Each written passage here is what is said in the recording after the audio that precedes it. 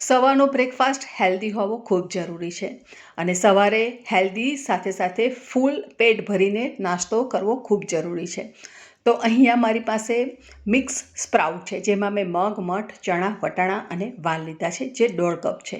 એને આપણે સારી રીતે પાણીથી ધોઈ લઈશું 3 થી 4 વાર અને ત્યારબાદ આપણે એને એક કાણાવાળી ચાળણી જેવું લઈશું. અહીંયા મારી પાસે આ રીતનું સ્ટેન્ડ છે, તો મેં કુકરમાં નીચે પાણી મૂકી અને એની ઉપર આપણે આ કાણાવાળા વાસણની અંદર મૂકી દીધા છે સ્પ્રાઉટ્સ અને આપણે 2 સીટી પડે ત્યાં સુધી આપણે એને કૂક કરવાનું રહેશે.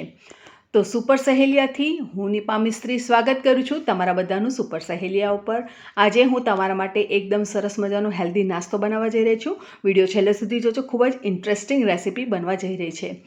તો અહીંયા આપણે લેવાના છે 1.5 કપ જાડા પૌવા. આ પૌવા આપણે જનરલી બટાકા પૌવા બનાવવા માટે વાપરતા હોઈએ છીએ. તો એને આપણે સારી રીતે ચાળી લેવાના છે અને 3 થી 4 વાર પાણીથી એને ધોઈ લેવાના છે. પણ ધોતી વખતે ખાસ કાળજી રાખવાની કે એકદમ પાણી એમાં પચી ન જાય અને લોંદો ન થઈ જાય. આ રીતે પૌવાનો દાણો છૂટો છૂટો રહે એવી રીતે ધોવાના છે. આ સાઈડ આપણા જે સ્પ્રાઉટ્સ છે એ પણ સરસ ચડી ગયા છે અને આપણે એને 90% જેટલા કૂક કરેલા છે. સ્પ્રાઉટ્સને કૂક કરતી વખતે ખાસ ધ્યાન રાખવાનું કે એ લોંદો ન થઈ જાય, એટલા માટે આપણે આ રીતે એને બાફીને તૈયાર કરવાના છે. હવે અહીંયા આપણે એક કઢાઈ લઈશું, એની અંદર 2 થી 3 ચમચી જેટલું તેલ મૂકી દઈશું. 1/2 ટીસ્પૂન રાઈ, 1/2 ટીસ્પૂન જીરું ઉમેરી લઈશું અને ત્યારબાદ આપણે એની અંદર હિંગ ઉમેરીશું. સ્પ્રાઉટ્સ લીધા છે અને એની અંદર સાથે વાલ અને વટાણા છે, એટલા માટે ખાસ હિંગનો ઉપયોગ કરવો જરૂરી છે. તો અહીંયા આપણે 1/4 ટીસ્પૂન ઉમેરી લીધી છે હિંગ અને ત્યારબાદ આપણે એની અંદર 10 થી 12 કડી પત્તા અને એક મોટું લીલું મરચું હતું, જેને મેં સુધારીને લઈ લીધું છે.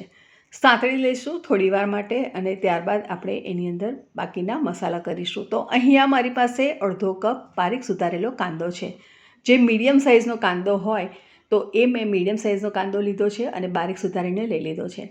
કાંદાને આપણે હલકો ગુલાબી કલર આવશે ત્યાં સુધી સાંતળીશું, અથવા તો થોડા ટ્રાન્સપરન્ટ થાય ત્યાં સુધી આપણે એને સાંતળવાના રહેશે. તો આ રીતના કાંદા સાંતળી જાય ત્યારબાદ આપણે એની અંદર ઉમેરી લઈશું બાકીના મસાલા અને એ છે અહીંયા આપણે મરચાંની પેસ્ટ. તો અહીંયા આપણે 5 ચમચી જેટલી મરચાંની પેસ્ટ લીધી છે અને 1 ટીસ્પૂન જેટલું અહીંયા આદુની પેસ્ટ લીધી છે. આ લેવલે જો તમને લસણ ખાવું ગમે તો તમે લસણની પેસ્ટ તમારા ટેસ્ટ પ્રમાણે અંદર ઉમેરી શકો છો. આદુ મરચાંની પેસ્ટની જગ્યાએ તમે એને બારીક સુધારીને પણ લઈ શકો છો, તો પણ એ ખાવામાં ખૂબ મજા આવશે. તો આપણે અહીંયા લગભગ અડધીથી પોણી મિનિટ આપણે સાંતળી લેવાનું છે અને ત્યારબાદ આપણે જે બોઇલ કરીને રાખેલા છે એ સ્પ્રાઉટ્સને અંદર ઉમેરી લઈશું અને સ્પ્રાઉટ્સને આપણે બધા મસાલા સાથે મિક્સ કરી લઈશું. હવે અહીંયા મેં મિક્સ સ્પ્રાઉટ લીધા છે, તો તેની જગ્યાએ તમે ફક્ત કોઈ પણ તમારી ચોઈસનું એક સ્પ્રાઉટ કરીને પણ લઈ શકો છો. હવે આપણે સ્પ્રાઉટની અંદર ઉમેરી લઈશું સ્વાદ પ્રમાણે મીઠું અને થોડી હળદર. સ્પ્રાઉટ્સના ભાગ પૂરતું જ આપણે મીઠું અને હળદર ઉમેરવાના છે, વધારે નથી ઉમેરવાના, એની ખાસ ધ્યાન રાખવાનું છે.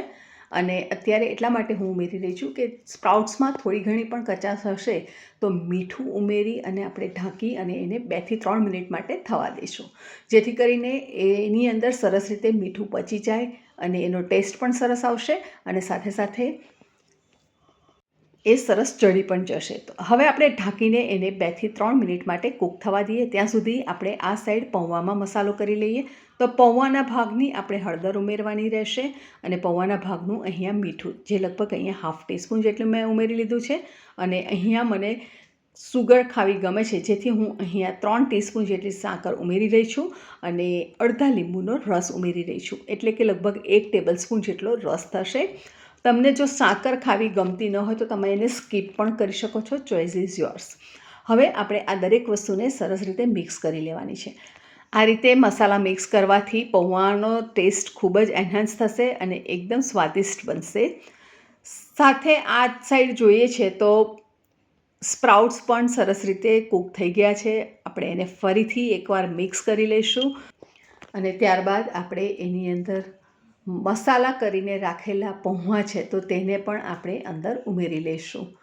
તો આ કોમ્બિનેશન ખૂબ સરસ હેલ્ધી બને છે અને એકવાર ચોક્કસ તમારા રસોડે આ રેસીપી બનાવજો. બાળકો જો વૈડું નહીં ખાતા હોય, સ્પ્રાઉટ્સ નહીં ખાતા હોય, તો આ રીતે તમે પૌવામાં મિક્સ કરીને આપશો તો એ પણ સરસ રીતે ખાઈ જશે. પ્લસ ખૂબ જ હેલ્ધી છે, જે નાના મોટા દરેક વ્યક્તિ માટે આ રેસીપી એકદમ હેલ્ધી સાબિત થઈને રહેશે અને સ્વાદમાં તો સ્વાદિષ્ટ છે જ. તો આપણે છેલ્લે ગાર્નિશ કરી લઈશું કોથમીરથી. અને હવે આપણે બટાકા પૌવા જો બનાવતા જ હોઈએ છીએ તો બટાકા કરતાં સ્પ્રાઉટ્સ વધારે હેલ્ધી છે. તો શા માટે આપણે સ્પ્રાઉટ્સવાળા પૌવા ન બનાવીએ?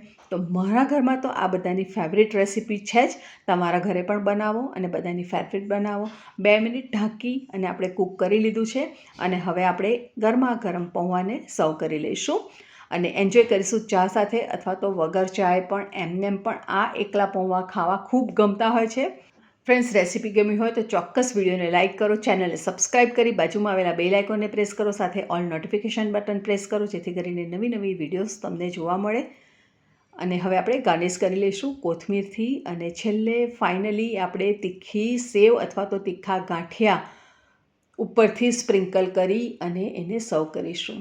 આ રીતે તીખા ગાંઠિયા ગાર્નિશ કરવાથી ટેસ્ટ ખૂબ જ સરસ બનશે અને તમને હેલ્ધી વર્ઝન જોઈતું હોય તો તમે એને સ્કીપ પણ કરી શકો છો. Thank you.